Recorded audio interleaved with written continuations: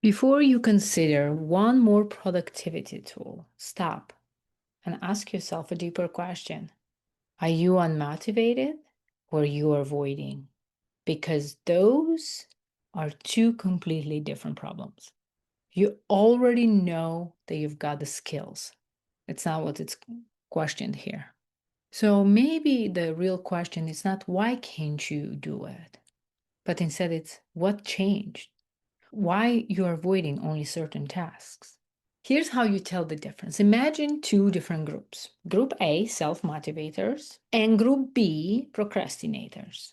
Here's the situation. You're planning a trip to San Diego.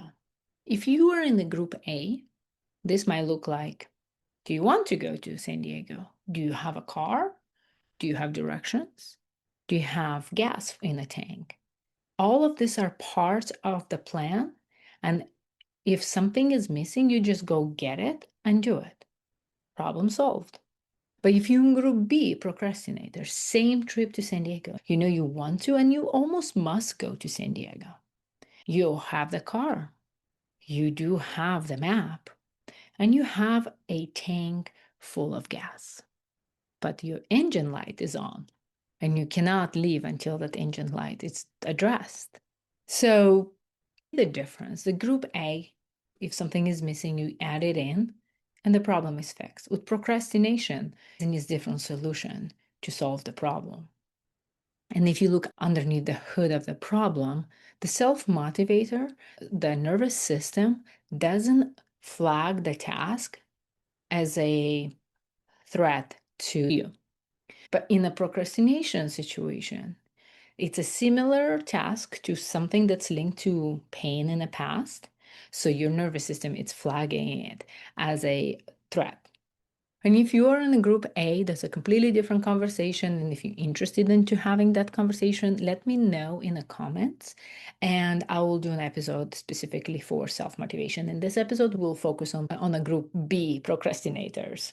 So here's one thing you're not going to do. You're not going to put a sticker on the engine light to pretend that's not there.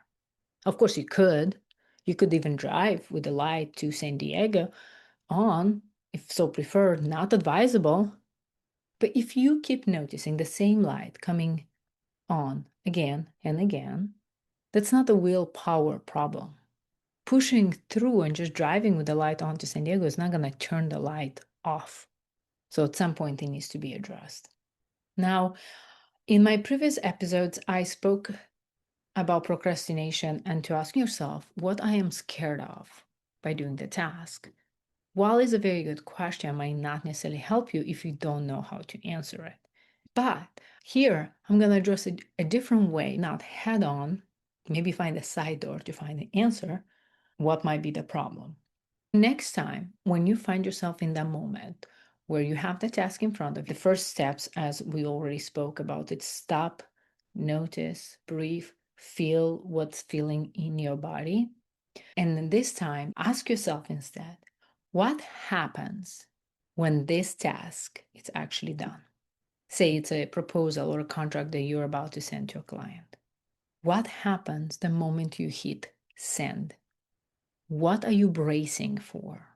Maybe it's silence, maybe more questions, or maybe them coming back and saying no. And that's it. That is your data.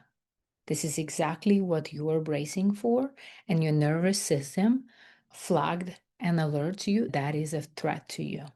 It's not the task itself, it's that feeling, it's that result that's triggering the alert. And the data is invaluable because now you don't have to guess what's happening. And you can do that for all the tasks that you have, just collecting data to understand. Because now, instead of guessing, do I motivate myself? Do I push it through?